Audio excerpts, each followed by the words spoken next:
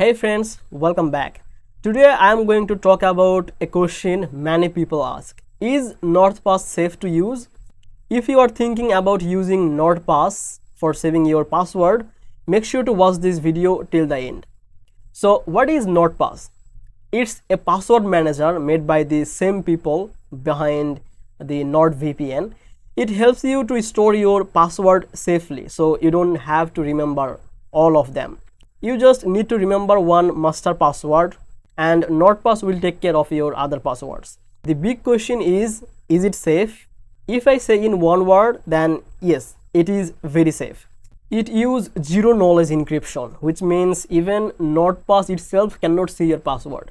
Your data is fully encrypted before it even reaches their servers. So that's a good sign of strong security.